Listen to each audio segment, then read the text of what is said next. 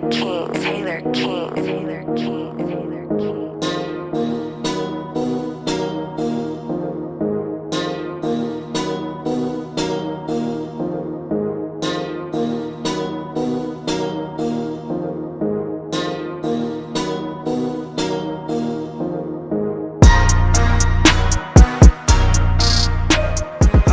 Ladies and gentlemen, welcome to another Morphin Metacast with me and Prime. How's it going, sir?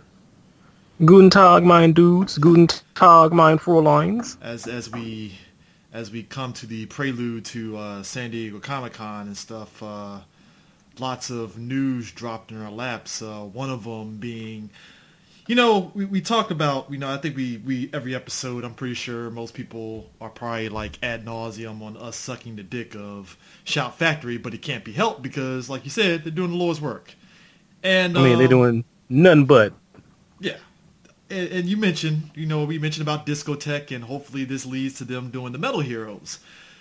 Well, then all of a sudden, freaking Mill Creek Entertainment rolls in and says, hey man, so you know about that Ultraman? Yeah, we're going to give you all the Ultraman on digital and Blu-ray releases, starting with Ultraman Q and Ultraman. And I'm like, God damn it, my pockets are weeping right now.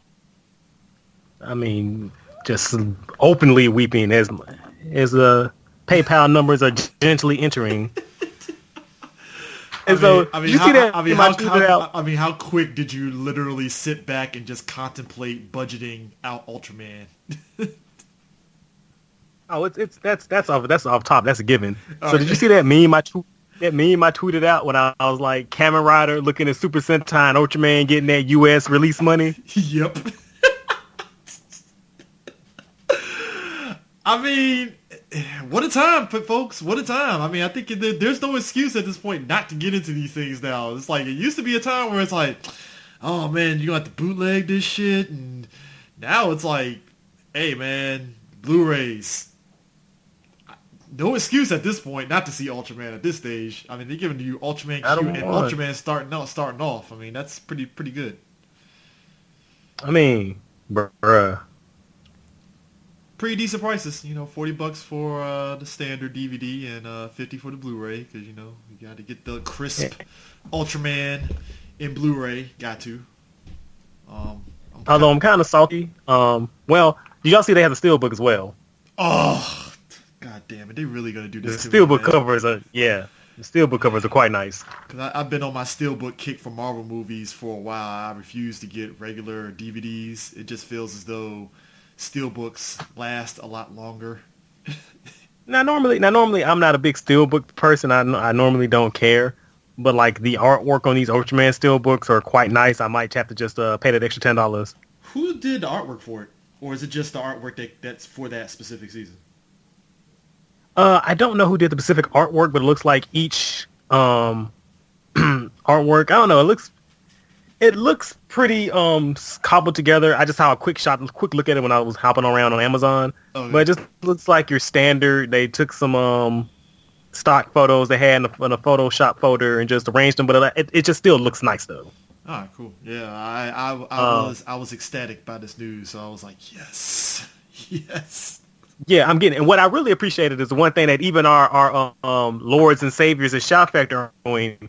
On the spines of the releases, they're marking it as Series 1, Series 2. I'm like, oh, wow. Okay. So that's one of those, like, if you're like me, and probably you, where you have your DVD set up like a library, you can easily pick it out. Okay, and boom, I'll pick that series. Boom. You don't have to even worry about anything.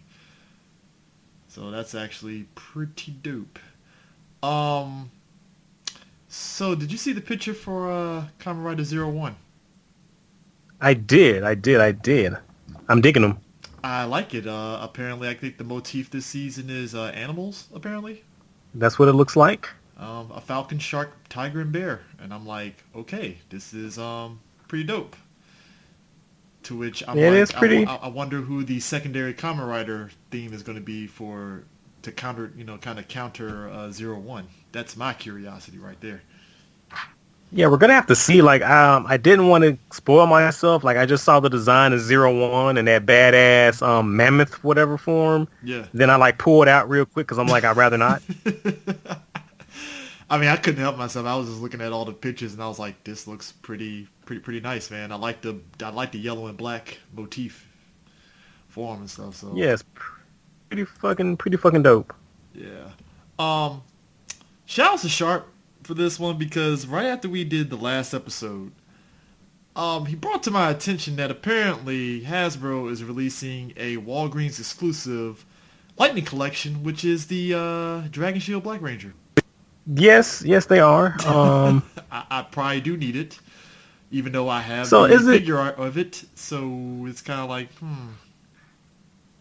now? Is it just me? Maybe it's just me. What is with the Jew Ranger helmets on the Lightning Collection figures? Like, they don't look right to me. It's like Hasbro hasn't quite figured that out for some reason. I don't know why. Like this And one, I say this Black as a Ranger person. looks a little bit better than Red Ranger, to be fair. Just a little bit, but it doesn't look quite right. It looks kind of like smosh. She looks like, you remember those helmet rings that came out back in like '94? Yep. They kind of look like those. I mean, yeah. I mean, hey, look, they're gonna go through some rough times with this license, starting out with the toys, but I think they'll probably even out over time. I mean, but I can understand. I can definitely understand the gripe. To be fair, so Especially the Jew Ranger costumes. Like, do you know how many figures those guys I own from like different ranges, different toy lines? who you kidding, So dude? I got the figure arts, and then I got the freaking damn Bandai collection. And now I'm like, oh, Hasbro, you're really gonna have me collecting the MMPR Rangers again, aren't you? Okay. For like the literally the 25th time. Like, really? Such is the life of a toy collector. These things tend to happen. So, I mean, I guess. yeah. So, GoGo 5 is joining in on the anniversary specials. They're getting a 20th anniversary special, which I am Very nice. I'm pretty liking it and stuff. Apparently, it's like a live event. And apparently it's going to go from a live event to actually a spin-off into like kind of a, the TV specials and stuff. So I'm quite excited to see this family of rescuers out here, kicking ass and taking names. Yes, sir. So also buy the GoGo V DVD because you will love it. If you like Lightspeed Rescue, you'll definitely like GoGo V easily. So. And I mean, just in general, just buy Shout Factory releases because, as we've clearly seen, they know that there's a market for us now, and like we will gladly play illegally to watch these shows. So Oh, yeah, yes, we will. Yes, we will. So on the video game front, me and Prime at length ranted about Battle for the Grid, right? And ad nauseum, as a matter of fact. ad nauseum, and they released the trailer for new characters that are part of the Season 1 package. Lord Zed, Jin from Time Force, and Gold Ranger.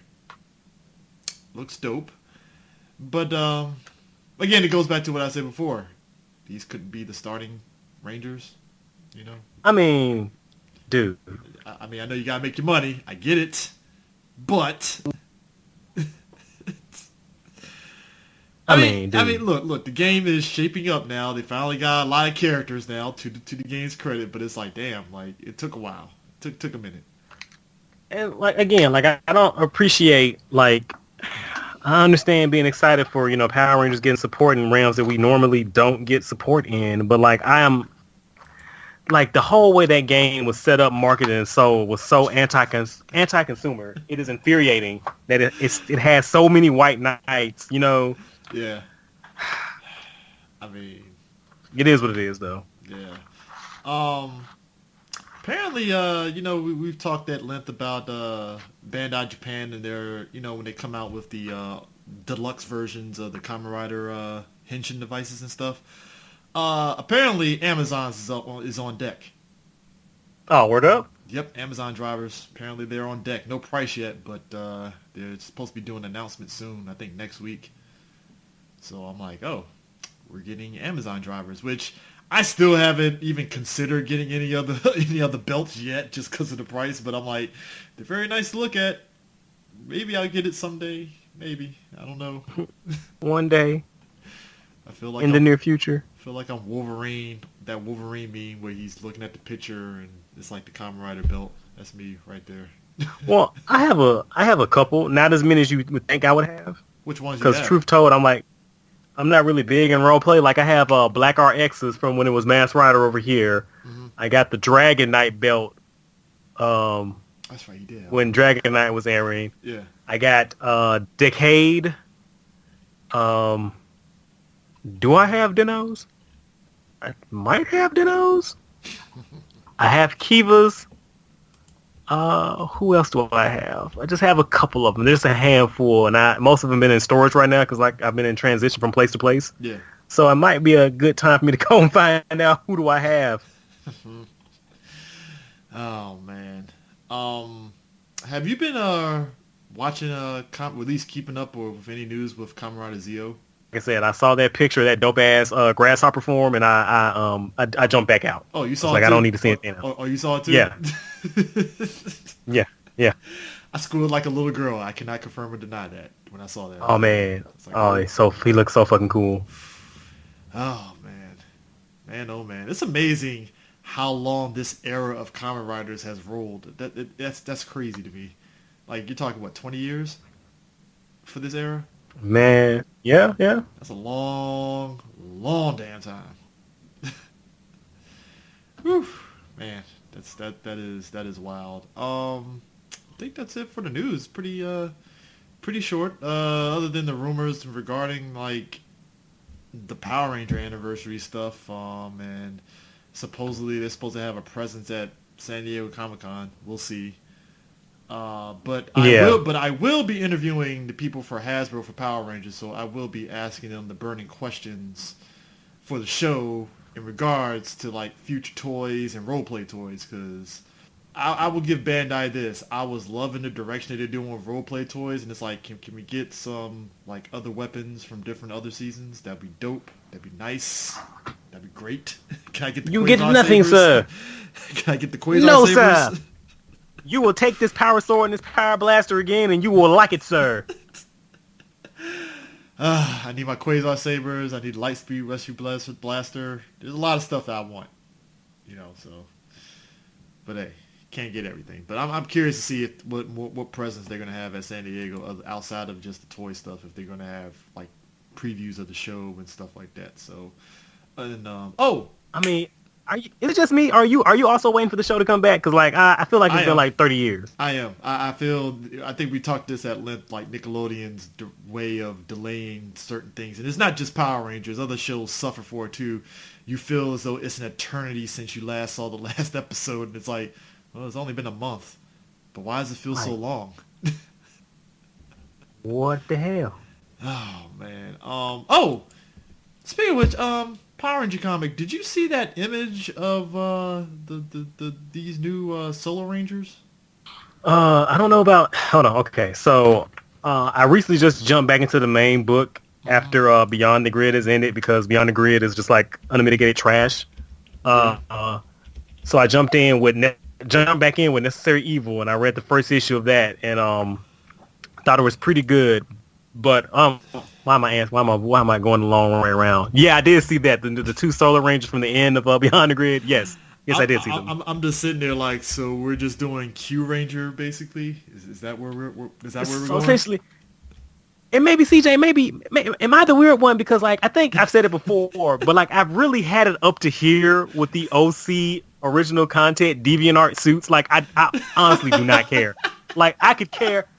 I literally could care less. You're barely delivering us a story with like the concepts and characters that you have access to, and you're constantly shoveling all this. I'm like, I don't care about it. Like, can we just get can we just like stay in the sandbox they're in before we start trying to branch off and bring other toys in here? You know what I mean?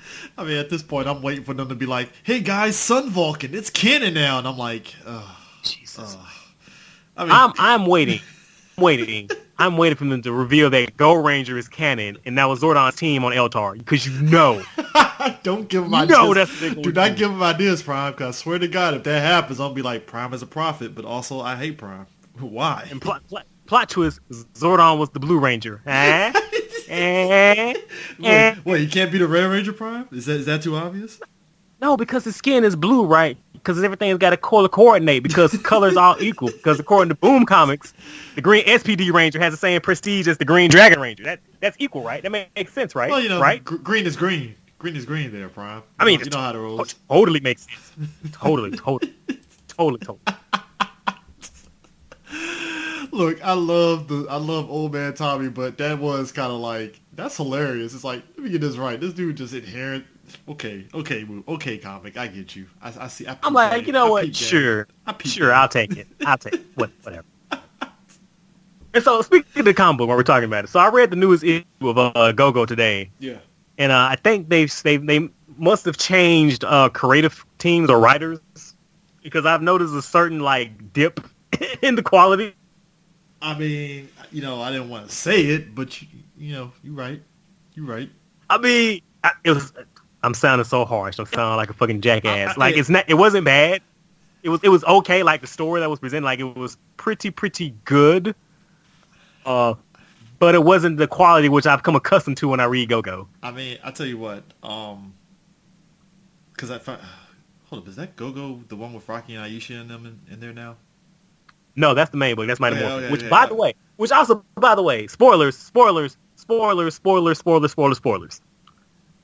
I'm really perturbed now that both of the books are like so close together in their time frame now. Like the main book is taking place in the Z era, where Jason, Trini, and Zach just left. Yeah. And Go-Go has now jumped ahead, where in the Z era, where he's targeting and combing for Tommy's head like a motherfucker. Yep. So like the books are so close in like areas as they take place in. I'm like, that's kind of annoying. Like especially too, because I was like looking forward to their take on Green with Evil, because like they were doing so well, like setting it up between Go-Go and those specials they were doing. Yep. I was like, oh man, we're gonna see they just skipped all that. Yeah, we just grand opening, grand closing. I would say this though, what kind of threw me off with the main book is like when we watch the show, right? And I know these comics don't follow the shows to like one for one like that. But what was interesting to me, and I thought was fine in a way, is showing that Rocky, Adam, and Aisha, they had a rough time from jump with the team. It wasn't like simple like the show made it out to be, which I'm fine with. I'm 100% fine with that and stuff. That is like 100% the thing that comic book does so well, like filling in those like narrative gaps that the show didn't elaborate on, like them coming into like the established team and not gelling with them, like we don't know their battle tactics. Yeah. And Tommy like kind of being a straight asshole. Yeah, he's like, I'm the White Ranger now, and it's like, that's cool, Tommy. You know, it's like, did you just use us as a distraction, Tommy? Maybe. But also at the same time, it kind of throws me off. So Aisha is pretty much team fuck Kimberly. And I'm just like, where did that come from? So, I mean, I don't know whether it's just, hey, the team dynamics just isn't there yet, which, like you said, it makes sense.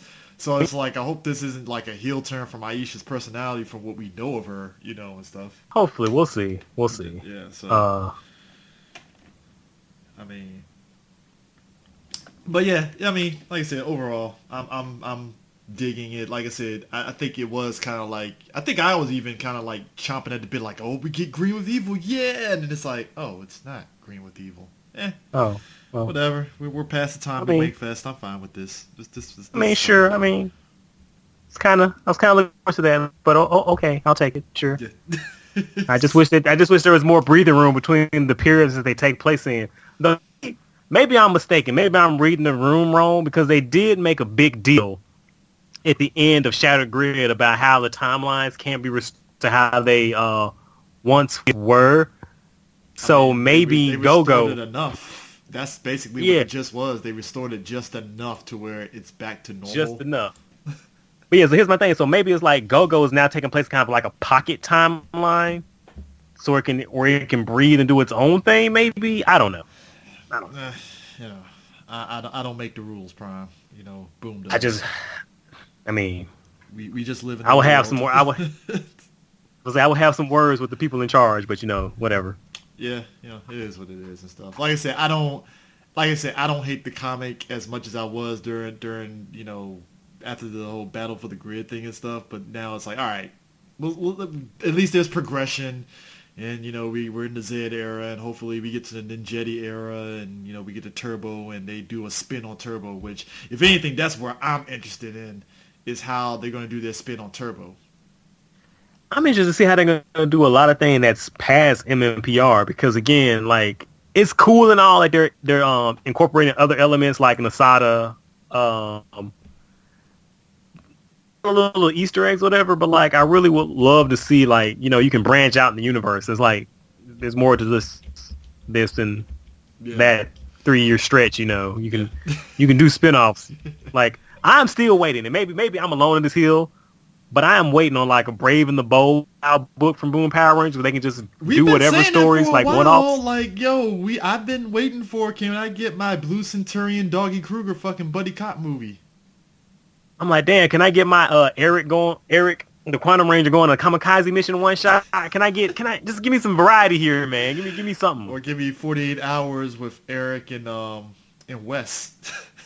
as the Silver Guardians, because that would be hilarious. Boy, can we pick up, like, maybe we can see more of the origins from the Sensei from Ninja Storm? Hey, maybe we can see how Donkey Kruger arrived on Earth and founded SPD. Hey, maybe we can see how Captain Mitchell built Lightspeed from the ground up. Hey, maybe we can see a team up of the Alien Rangers and the Ninja Steel Rangers. Like, there's so much you can do. Like, you literally have almost 40, 30. What anniversary we at? 30, 40, 30. How old are we? 93, 2003. That's 10. 2003, 2013. That's 20. 2013 to 2019. That is 36 years. We're almost to 40 years of history and lore you can pull from. I'm mad I had to do it that way, but that's my adding right there. Hey man, math. Whatever math for you works, man. Math is math. Yeah. Man. So, it is what it is. Yeah. But I'm just saying, if you need ideas, somebody to throw you scripts, me and CJ right here. Yeah, we're right here. I mean, hell, you can go to some of our followers like Sharp and Blackwing. They can throw some ideas out there. Just saying, we're here. We can do this. I'm just saying. We can move past it beyond. So lastly, breaking news. This actually popped up today. The Red Ranger from the Power Ranger movie, that came out a couple of years ago, he basically confirmed that, Hasbro is pretty much just rebooting the franchise with the movies, essentially. Oh, you mean Sexy Stranger Things, Jason? He came out and said that? Yeah, he came out and said it. Which, I want to be real. You know what?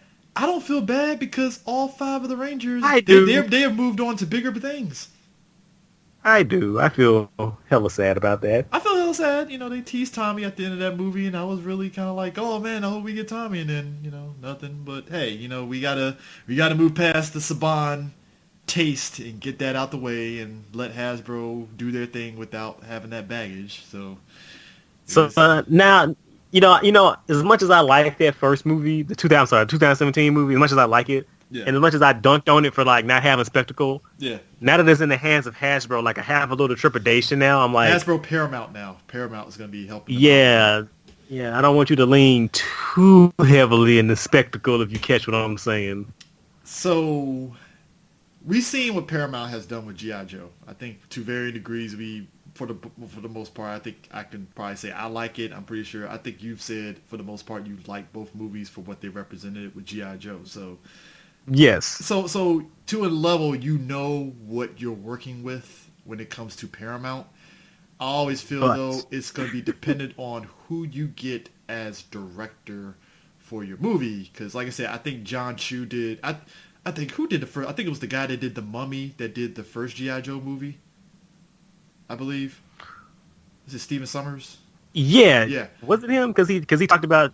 Because I'll never forget that, because he was talking in the behind-the-scenes features about the only reason we had that accelerator suit sequence is because he wrote that as a standalone movie and nobody bought it. So he said, I'm going to stick it in G.I. Joe. And I said, well, thanks, asshole. I hate it. It felt very much like a 90s G.I. Joe shit where it's like, we got to sell these toys to these kids. Accelerator suits. And I'm like, okay, fine. I mean, it's ridiculous, but whatever. Fine, sure, you know. I mean, show's ridiculous, but like it's a certain brand of ridiculousness. You know what I mean? I mean, like it's like Accelerated is ridiculous, but it's like when you get the Retaliation, that's the level of ridiculous I love. It's like, look, I get to see ninjas fighting on the mountains, like literally on ropes. That's ridiculous. I can handle. I can handle that. That's awesome. That's like I said, say what you will about Retaliation, but I say it like this: those movies feel more like G.I. Joe than anything that's come out of the Transformers movies pre Bumblebee. Ray Stevenson was chewing it up as Firefly. I loved it. Look, like I said, like I also said, the only thing missing from Retaliation was for Zeus to dominate some weather, man. Man, listen, that satellite weapon he had, that's the closest you're gonna get. Man, when he used that satellite weapon, I was in the theater hollering because I was like, dog, this is like peak Cobra right here. Like, if you can't appreciate this shit, I don't know what to tell you, man. And then that Cobra Commander design, like, I always say this: if anything out of the Transformers movies pre Bumblebee had the same energy that Cobra Commander design had, then those movies might have been worth something more to me. Oh, yes, it would have. That one Cobra design, it's like it's like Chew came in there and was like, look, I understand Summers was doing his own thing, but we really got to bring it back to basics. Just give us classic Cobra Commander. And that's what he did. It's like, that's all that. He said, you mean to tell me I can have a bad guy with a silver faceplate and y'all didn't do that? The fuck are y'all smoking? Oh, man. But yeah, Hasbro's rebooting it. And you know what? I understand why you have pause about it. Because I'm kind of like, all right, I just want to see what you guys are going to do. What's your plans? You know? Especially like after all that groundwork we set in the first movie. Like, come on, man. Like, you were poised for like the movie to be, you know, because we already know these characters, how they interact, how they breathe in the world. Like, you could have just launched from there. But I guess whatever. I thought they were going to pull a Retaliation. I thought Hasbro really was going to pull a Retaliation, be like, all right, we're going to bring back the old cast, but we're going to revamp them suits a little bit. Or hell, you could have pulled a fucking, you know, there are multiple teams of Rangers. You don't have to reboot MMPR. They could have just moved on to like Zeo or Turbo or done a spin take on that, but you know, whatever. Yeah, we'll see what they do because, you know, like I said, I you know, going by the toys, I like the fact that the way they doing this Lightning collection, it's not like Bandai where it's like, all right, we're going to start with MMPR and we're going to move forward. And it's like, they're like, no, we're going to be sporadic with these toys because that's dumb. Let's just do sporadic with the toys and then go from there. And I'm fine with that. So we'll see at San Diego when I interview them and see what they got bubbling in the future and such. But Ask them about VR Troopers, you fucking coward. But Prime, do people care about VR Troopers? I think they do. Where's my Beetleborgs?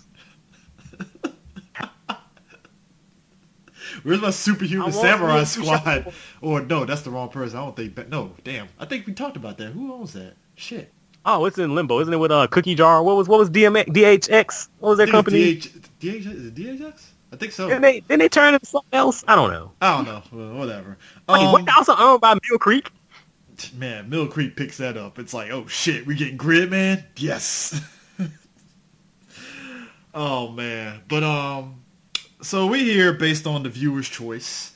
We gave them choices and they picked Kamen Rider the first and Kamen Rider second, you know? And we decided to do those movies. We talked about it a little bit briefly in regards to Kamen Rider Amazons and stuff, and this is actually pretty fitting that we're coming back to it and such. As I said in that episode, Amazons and stuff, I saw Kamen Rider the first at a anime convention, Otakon, back in 2005. Word up. Yep. And that's kind of what got me back into like, hey, what's going on in Kamen Rider now? Because I haven't seen that since Kamen Rider Black and Black RX. What's going on now? And Kamen Rider the first was like the first one. I was like, huh, this is interesting. So, yeah, the next I saw briefly, and then I ended up rewatching it for this episode and stuff. So, yeah, I didn't catch the next when it came out and stuff. I remember seeing reviews from a lot of sites and stuff that were mixed about next and stuff. They weren't mixed about the first two, which was kind of interesting to me. But, yeah, these are two movies. I'm going to give it over to Prime to kind of... Because these are basically, from my understanding, loose adaptations of Kamen Rider V1, V2, and V3, correct? It's just Kamen Rider 1, 2, and the only one has V is V3. Yeah, V3. My bad. Yeah, so basically, they came out. The first one came out around 2004, 2005. 2005. Okay. It's basically essentially like a TV reboot, kind of like how the Burton Batman '89 movie is a air quote reboot of the '66 Batman TV show. It's just a retelling, though there are elements of it that stray closer to Mori's original Kamen Rider manga in places. Like, so if you watch the first 12 or 13 episodes of Kamen Rider with Hongo Takeshi, like it has like a minor like horror element to it. Yeah. And I say minor horror element because like keep in mind, like these shows back in the day were scraped together with nickels and dimes. And there's only so you can do to infer a mood. So I'm sorry, I'm losing my train of thought. So basically straying closer or as close as possible it can to those themes. Yeah. And like I really like the first. Like I like the first a lot. Yeah. That movie, I would say what I like about the first was it told a very simple story. And what was the mindfuck, at least to me at the time, was so in Kamen Rider the first, you have the character Takeshi Hongo. He gets abducted by Shocker, gets turned into a cyborg, and he gets turned into Kamen Rider 1.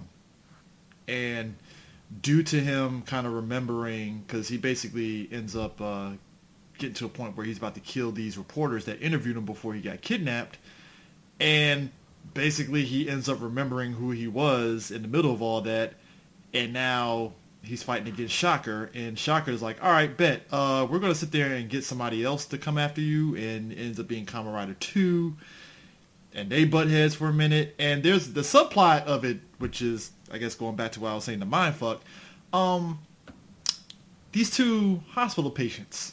And I should have put two and two together at the time, like, well, of course they end up being the freaking damn Shocker couple. What was it Shake with the Cobra and what was the other one? Spider Bat? Wait. Cobra and Snake. It's Cobra Snake and then the Spider Bat. That was the third one. So, yeah, basically the two terminally ill patients and stuff, you're thinking, okay, Shocker is going to sit there and basically heal them and all that stuff, and they're going to probably have to work for him in some way. And what you thought was like something that happened like over the, kind of like, because they interspliced it during the course of this whole movie, turns out, oh, this happened in the past, and we cut to the present, oh, they're the new soldiers, Cobra and Snake. And it's like, huh, that's interesting. And it's like I said, it's tragic in a way and stuff, because Shocker, they just use people. That's just what they do. I mean, terrorist organization on terrorist organization, my man. Yeah. And I think the scene of Hongo going through that whole cyborg thing is more gruesome than the 70s one. Yeah, man. Like I said, they really leaned into the body transformation and horror thing. So I remember there was a lot of discussion when the movie had came out because of the subplot. Like there was a meme going around about how because how the movie structures the narrative is like you don't know some of the scenes of the hospital patients are flashbacks. Yeah, until right at the end. It just hits you right there, and it's like, huh, didn't see that coming. And a lot of complaining, I remember saying like, why was so much time spent on the hospital patients? And I'm like, well, I think the movie was doing that structurally to try to show that a lot of the Shocker cyborgs aren't necessarily bad people. There are actually a lot of really tragic stories. Like they literally didn't ask for any of this. Yeah, it was just basically, hey, we'll heal you if you do X, Y, and Z. Sure. And it's like, they're bad. Why are you doing this? But whatever. They don't know any better. So, like, yeah, I think that was done I think it was done thematically to show the horrors of Shocker and to juxtapose them with Hongo and Ichimonji broke their conditioning. Yeah. I mean, and Hongo basically has plot armor and stuff because Ichimonji, he essentially, so basically these shocker troopers, when they go through the whole cybernetic thing and stuff, they need blood transfusions, right? So Hongo, because plot armor, doesn't have to go through that, but Ichimonji does. Which Sir, because justice. Now, okay, because justice, you're right. You're 100% correct on that one. Justice. now, if I'm also mistaken, because it's been a minute since I've seen the movie, wasn't Rider 1, the Grasshopper type, intended to be like the leader commander of the Shocker forces? Yes, he was. He was supposed to, and in fact, he was working alongside Spider before he ended up regaining his memory. Yeah, so that means, I think maybe that meant that he's supposed to be the most perfect or the closest to perfect android that they've made. Yep. And so I think maybe they saw that and was like, oh, this guy rebelled. Well, fuck. All right. Can't make that mistake twice. Yeah. Just try that again. Yeah. And going with the theme of it being in a very realistic setting and stuff, unfortunately, they don't do the typical Kamen Rider henshin with the hand waving like we really see in a regular TV show and stuff. Instead, they just in later shows and they're like again the original 13, the original show, like when they did the transformation, they were supposed to catch up. That's why he originally rode his motorcycle. Yeah, to transform. Yeah, because the idea was to capture the wind energy. And like in the original show, it was implied like he had to put on the helmet. So I think they were just trying to take it closer back to roots. Oh, okay. Well, I mean, I say unfortunately just because I'm a fan of the whole hand waving and doing the henshin thing. So, Look, you know me. I love theatrics. So yeah, but I feel you on that, dog. But in keeping with that, I thought they did a pretty good job because, I mean, even in terms of them showing him doing the rider kick and stuff, it's done in a way that's like, it's not as fantastical as the TV show, of course, but it does the job. The monsters do blow up, which I'm like, all right, cool. They blew up. I'm fine with this. I can't complain. Now, I will say this. Like, I think one of the biggest selling points of both of these movies are the action sequences. Oh, yeah. Yeah, they definitely kept it. Because the action sequences, they're unlike Gotcha Man, which is like crazy fucking ridiculous and stuff. Even though I kind of sort of like that movie, even though it has its issues. This one, there's visual effects in it and stuff, but it's not crazy over the top. Like, there's still a lot of grounded fights and such. There's some wire work to be sure, but it's very much grounded in terms of how they fight and such, which I'm very appreciative of. Yeah, and a lot of the I don't know. I don't have anything to base this on, but like a lot of the movie, the first one seems to be like a labor of love. Like it seems like to be a lot of people who worked on it seem to really appreciate and like the product. Maybe I don't know. Maybe that's just me projecting. I mean, it looked like they really wanted to put their best foot forward in this first one and really like, all right, I mean, if you want to be fair about it though, Japan, people talk cash shit about like America, like, oh man, they don't know how to do adaptations. Japan's in the same boat as America when it comes to adapting certain things and stuff. You get your hits, there's some misses, it happens, but nobody really talks about it like that for whatever reason or another. But I think with this one, they really wanted, like you said, to put their best foot forward, and it worked. I would say that my only complaint with both movies, I wish that the Kamen Riders had a little bit more color to differentiate themselves. I thought they differentiated pretty themselves. Hongo was like light blue, Ichimonji green.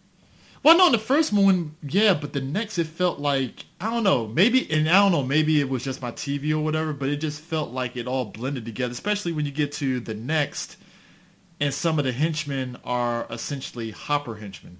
Yes, they and it's confusing. Once the Kamen Riders mass produced. I don't know, dude. What TV did you watch it on? I was like, what TV did you watch it on? Because I'm trying to think. I watched it on YouTube. Somebody put the full movie on YouTube. Oh, that might be it then. Because the Hopper henchmen, they're yellow, and in the second movie, Hongo was like scuff green. Because I don't know if have I said this before, but like in the movies, it's implied that the costume that Hongo wore in the first and costume that he wore in the next, it's just that's been through so many battles, it got it's battle worn and battle worn. Yeah, you could tell a little bit and stuff. So I'm guessing maybe the person that uploaded that movie on YouTube, they probably just messed with the color to kind of keep it from not getting kicked off of YouTube. So okay, that I would makes say sense. they had I to was be like, why because does like the colors Ichimonji, look so bland? I'm like, this is weird. I was like, oh, maybe that's just how the movie is. But all right. and Ichimonji's his was still green, but it was like cracked in places because he was fucking dying man. Look, he was dying man through the whole movie until right at the very end before he did the Spike Spiegel bang, and stuff. Nah, in fact, actually, to be fair, he kind of was like a homeboy from what was it, Black Ranger that died on the bench. Oh, Black Condor from Jetman. Yeah, Black Condor. That's pretty much what Ichimonji was. He was just like, oh, Black Condor. All right, I'm fine with this. Yeah, Ichimonji lived a hard life. Oh, you did. But like you said, justice. So. Burning justice, sir. Burning justice. You know what was dope? I know it was a lot of product placement and stuff. The bikes were Honda made, of course. I mean, naturally. But just the fact that you saw the Honda logo just slapped on the side. They didn't even cover it up. I'm assuming Honda foot the bill for some of these. Just a natural. Got to and stuff. But yeah, like I said, I enjoyed all the fighting in the first movie and such and everything. Now, when it comes to the next, what is your opinions on the next? Because I noticed that you didn't really sing much praises about the next. All right, so the next is a curious beast. So I guess with the success of the first, obviously a sequel is going to be made. And the decision was made to and do a loose adaptation reboot of Kamen Rider V3. And they cast my boy Kamen Rider Drake from Kamen Rider Kabuto to be V3. And so here's my thing. I made this a meme. So I went in to watch Kamen Rider the Next, expecting, Kamen Rider 1, 2, and 3 be, doing full-on justice, but instead I get The Grudge. So like it really felt like there were two separate movies. There's the superhero Kamen Rider movie, and there's this horror revenge ghost movie that just kind of got smudged together. Mm-hmm. And I'm trying to remember, around that time, weren't movies like The Ring and The Grudge, they were really big around then, weren't they? Yeah. Them remakes were coming hard and fast. Like, oh, we're doing this? All right, cool, bet. So like, and what to me can only be described as a Hollywood move. Somebody in Toei's offices in Japan and said, hey, these two things are popular. They make a lot of money by themselves. What if we put them both together and fuck them both up entirely? This is true. Oh, man. Yeah, V3, like, Kamen Rider the Next it was definitely a conundrum of a movie. I didn't hate it, but you can definitely tell, like you said, it was like, yo, they really mashed out a lot of these plot points, and some of them didn't really amount to much of anything. I mean, so I'm still trying to wrap my head around. So like, why did they go with like? Because you got enough with like V3's plot line on its own to stand by itself. So why was that the subplot to the Revenge Ghost thing? Like, what? Oh man, and I think that's one of those things where somebody in their writer room didn't look at everybody and say no. It was just like, nah, bro, we're just gonna throw Ghost in there because we can. So. Oh, I had to look this up because I remembered this, but I guess I must have nodded it out. You know who wrote the next? Who wrote it? And he also wrote the first. Our good friend Inoue. Ooh. Friend of the program. Oof. Friend of the program. And Ah. and this is what. Hold on, what is this? What is this? This is this is 2007. He didn't give a fuck. Yeah. He didn't give a damn. Yeah, Inoue, aka isn't he wasn't he in Kamen Rider Foz? Well, yeah, he wrote Foz, and he also wrote Jetman. Yep. He also wrote Jetman novels. Tenjo that Tenji. said, Of course he did Tenjo Tenji. Why am I not surprised? He also wrote the Jetman novels because they said, you know what Jetman needed less of? Giant robots. You know what Jetman needed more of? Giant Rape. robots.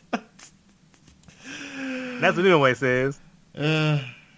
He did Gokaiger though. You know, he did a couple episodes of that. You know, Hibiki, Blade, Agito, Time Ranger, 2 episodes. Not bad.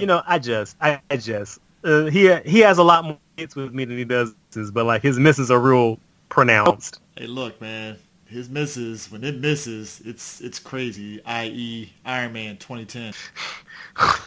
I mean, look. Marvel anime, it was a crazy experiment. That Iron Man anime was just a shot at the moon. Like, okay, that fine. I guess that's cool. I mean, I think I like the Iron Man anime because it's interesting because it's a look at how Japanese view how they would view an American armored hero, like like the Blade of the animes, like yeah, they were Blade and X-Men, but like they had like kind of some Japanese sensibilities, you know what I mean? yeah, especially with Blade, like it made sense because it's Blade. Of course, it's gonna have that in there, you know. But like the Iron Man one was like, yo, I mean, even though we've been doing this shit for like literally years, armored superheroes, let's kind of not do what we're good at. Which made no sense because in my head, because because I'm just prototypical, it's Iron Man. I was expecting some giant robo shit in that movie, in that show, and I didn't get it. And I was like, I feel a little ripped off right now. Okay, or maybe they were just like, or maybe it was like, let's just not do that because that's what they would be expecting. Because, I mean, of course, we're Japanese. We'll have Iron Man fight a giant robot. So let's subvert their expectations and not do that. I like to say for the record that I am still a fan of them giving us more of the Marvel anime stuff because I think out of all that little experiment, before we get back to Kamen Rider, that whole experiment, all right, I low-key like Marvel Disc Wars. I actually like that Black Widow Punisher movie. I'm gonna be real. I'm gonna be 100 with you, Chief.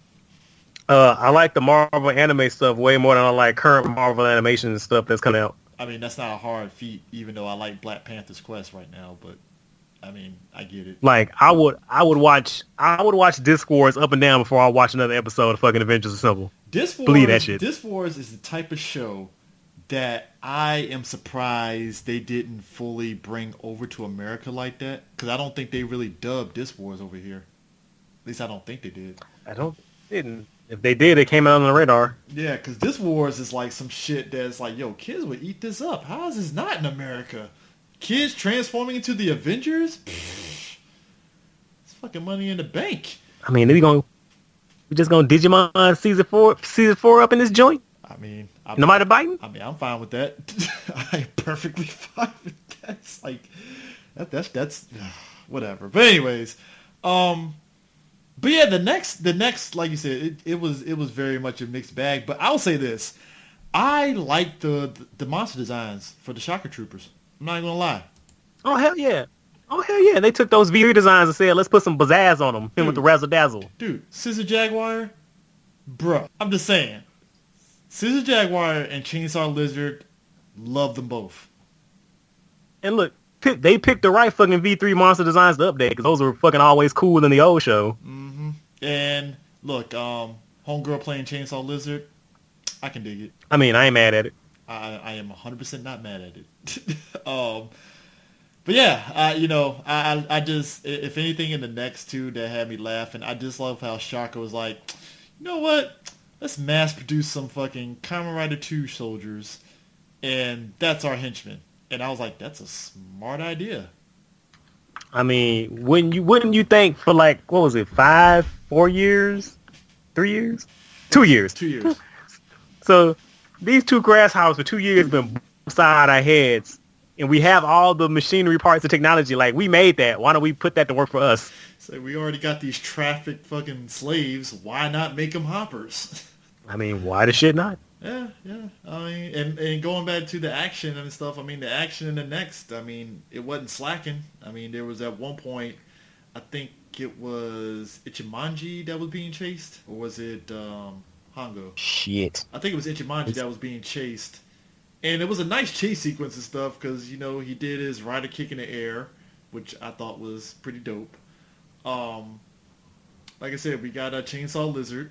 She's fighting him, and she cuts off one of her henchmen's legs. And To me, I'm going to guess this movie was in 3D in theaters because the leg literally flies towards the screen when it happens. So I'm like, oh, this must have been 3D or something. Had to have been. It had to be. I don't think it was though. Wait, was it? I don't know. Nah. I'm assuming, but I don't think 3D was really popping off in '07. If I was it 2000? Nah, because I think they didn't start doing 3D till what, Avatar? Well, not 3D, not digital 3D. Yeah. So, I don't know. Either way and stuff like that, the action wasn't a slouch, but like a lot of this stuff with like, what was it, a Platinum Smile? Look, as much shit as I give this movie, man, when it hits that last 20 some minutes and they enter that fight at that fucking villa. Oh, the bar, you mean? Oh, it was a bar, my bad. I was because he kept drinking fucking wine. I was thinking, why was that in the villa? I was like, no, they were in the bar fighting it out. I was like, what is this, Drunken Master 2 all of a sudden? Oh, I am not fucking mad at it. Oh, I'm not mad at it either and stuff, but it was just funny how like everybody just came together in the bar and it was like, all right, so I guess we're fighting and go. And like anything negative to say about the movie completely melts when you see all three of them transform for the first time and they're on those stairs and they strike those poses. Bruh. There are mark out moments and that's it right there. It's like, yo, they did it. Thank you. Fucking thank you. Oh man, it's with I was thinking back after watching both and stuff. I was kind of curious as to why they never continued with these movies and like, hey, we're gonna introduce this Kamen Rider in the next movie or something like that. But I don't know whether it was a budget thing. That's what you would think would have happened. I mean, that's to be honest with you, that's some Disney stuff like they're doing with these live actions. So I was assuming it's like somebody would have been there like, hey, we're going to keep doing these live action Kamen Rider movies based off the old seasons. And I'll be like, okay, fine. That's what you want to do. So, I mean, I'm thinking maybe what have happened. I don't have any solid proof or I don't have any solid numbers in front of me. But the only thing I can think of why they didn't is maybe this one made less than they had anticipated against its budget. I mean... Possibly. And if I'm not mistaken, we're not alone. Like a lot of people really didn't like the Ghost Thread. I mean, who didn't like the Ghost Thread? I mean, when the movie revealed that it was Homeboy's sister, it was the monster. I was like, surprise? Question mark? Like, oh, okay, it's a weird flex, but okay. See, you said weird flex. I was just like, okay, movie, fine. I mean, and look, I don't know what Japan's budget for these movies are and stuff like that. And, I know this is 2007, but the fire effects during the latter end of that movie, I was just like, it could be a little bit better. You mean to tell me somebody couldn't clean up the fire or at least go practical effects with the fire?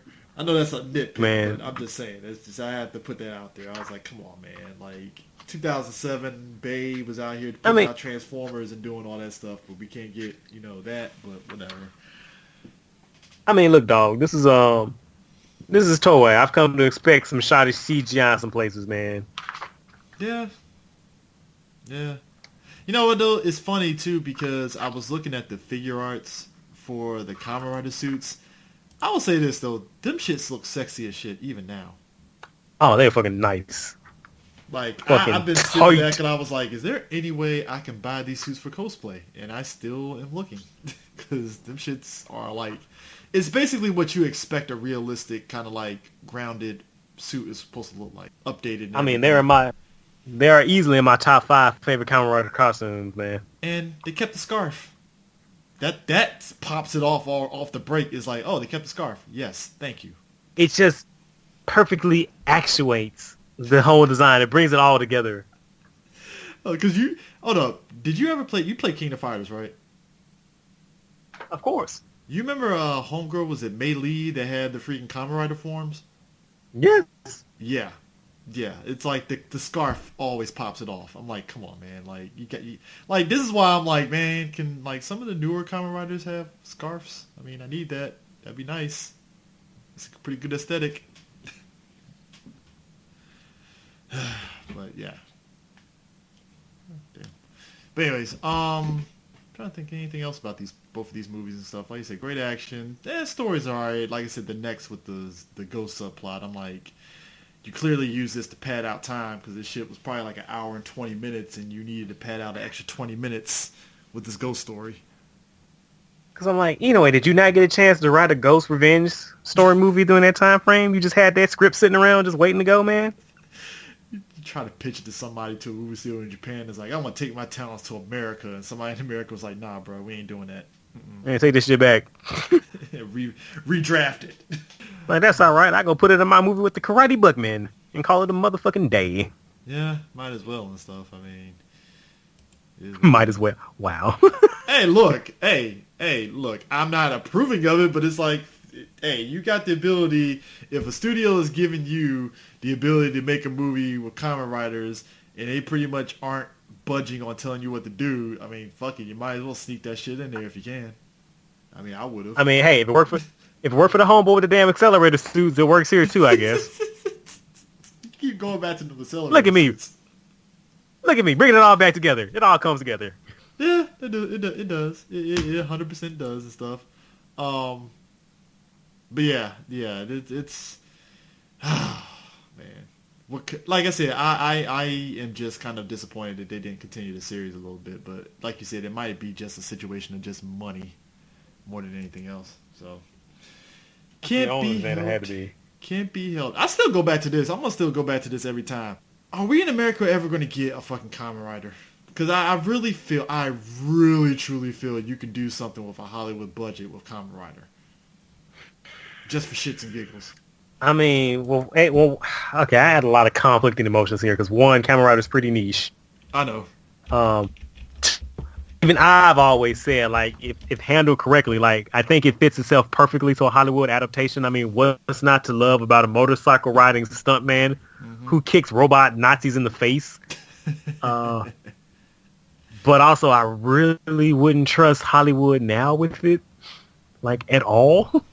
Yeah, I mean, you would have to get, like, a studio, like you said, that's passionate, like, top to bottom with it. Like, that's the only way it's going to work. But then again, it goes back to, is anybody going to fund it? No, and they'll probably just be relegated to either A, Netflix throws their money around and says, hey, we'll do a Kamen Rider. And I'm like, all right, guys, don't fuck this up. I mean... I don't know. I don't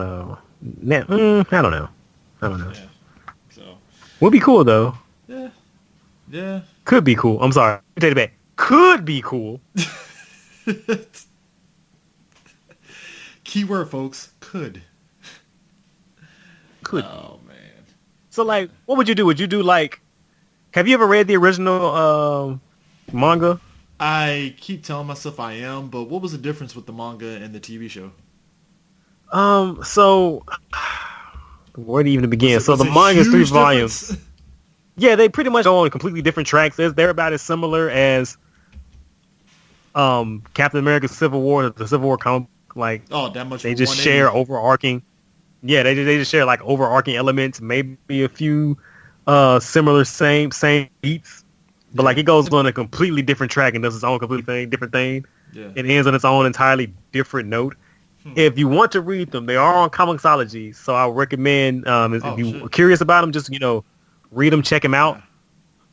It's been a couple of years since I've read them, so I'm going on memory. Like, I do remember they do the handoff from Hongo to Ichimonji.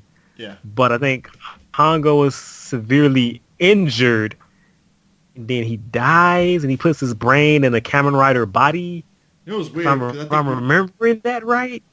You know what's funny? I think we talked about manga before when they related to Kuga, I believe, with the G3 thing. Because even Kuga, if I remember correctly, had its own manga that explained the whole origins of G3. If I remember correctly. I don't know if you said it or I read it. I don't think I've read the Kuga manga. No, I have not read Kuga manga, so I don't know. Yeah, but I just remember reading up on the fact that in the manga they go more into detail on the origins of G3, hence why we thought that G3 was based off of freaking what's his face? Was it Agito? Yeah, G3 is based on Agito. That's Agito. That's the lore of the show. That's the thing again. That's why one of the tragedies of why it's so sad G3 is getting his ass kicked in those early episodes, because if he was fighting Gronky, he would have been destroying them. Oh yeah, definitely and stuff. And I think it was kind of interesting that in this movie we end off with V3 and Kamen Rider 1 being alive, and like you said, Kamen Rider 2 is just like, see you, Space Cowboy, and then done. So while we're talking about it, so how do you feel about the subplot with Hongo being a teacher? And like how it ends with I him going mean, off with his pupil hand in hand, like what the I fuck? mean, first off, well, if you remember at the end, the school basically fired him because of what he did, where he pulled the fucking tire off the bike and stopped the car and stuff, and everybody's looking at him like, the fuck? And I just love the subtle nature of him giving the tire to that guy that was just like, holy shit, what the fuck just happened? Um, but yeah, I mean, I mean, comedy? Question mark?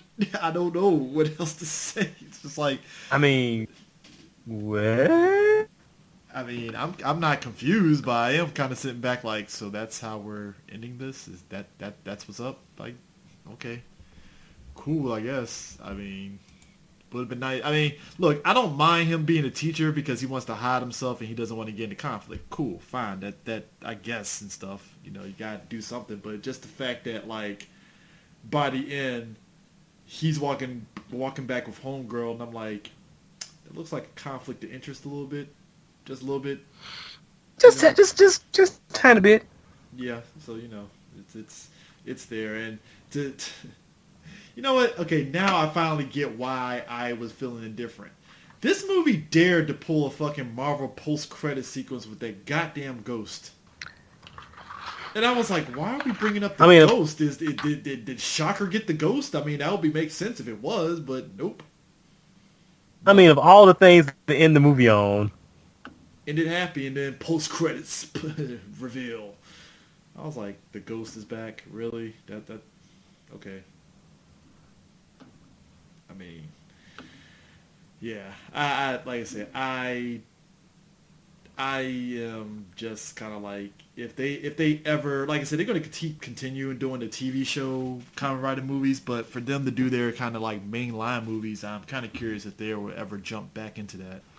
I mean, I wouldn't hate it. Would you rather? Yeah, because it's been 10 years, Long almost time. 15 years. Like you don't think they'll pick up from here? They'll just like reboot, start over, and do from the ground up.